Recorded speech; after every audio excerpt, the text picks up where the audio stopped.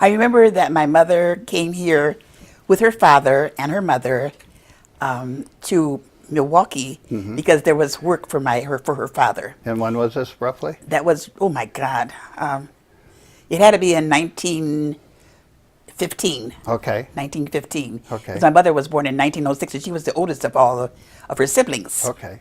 And when they came here to Milwaukee, shortly after that, her mother died, and her father became an alcoholic. Okay. So she had to raise her children, her sisters and brothers, as a result of that. So your mother raised her siblings. Had to raise her siblings, Yeah. exactly. Okay.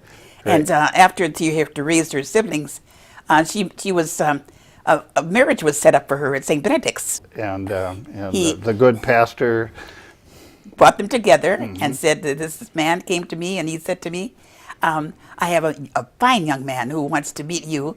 He has 3 children and he needs a mother for the children.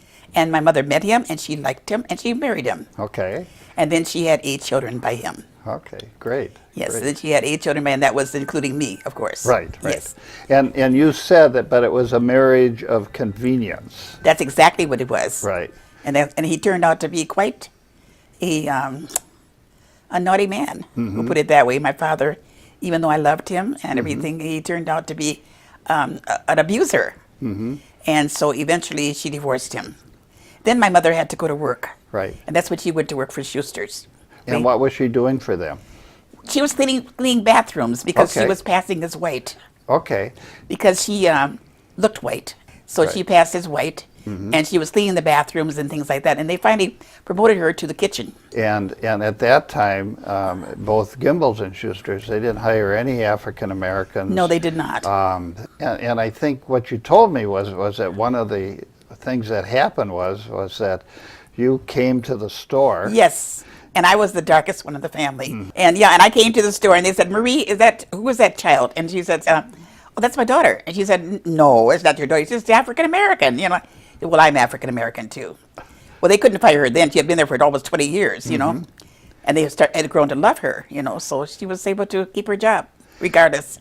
So that job, working in the Deli Kitchen, was very important for your family, wasn't it? Yes, it was, because you would bring home food for us. Food. So I know you would. You had mentioned to me that you have many warm memories of. Oh my God, yes. Of all the wonderful food that you would bring they would home. normally throw it away, and they would say to her, well, we're going to throw it away anyhow, Marie. You might as well take it to your children, So we were never without, really and truly, except for we lived in a cold water flat.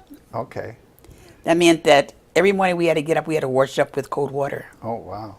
And we only had one stove in the whole house. It was a pot-belly stove. And if the fire went out at nighttime, the house would be freezing cold in the morning. Can you imagine getting up in the cold, then they have to wash up with cold? Oh boy. Yeah, but that's the way we had lived, though, but we got through it.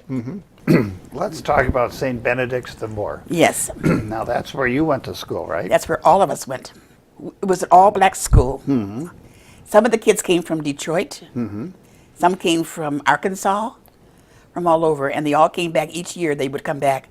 Their parents would send them there, and they would stay there as and they boarders. Those are the boarders. They had a big boarding school there too. Right, right. But the school was a good school because the nuns taught us. The Dominican nuns, they taught us.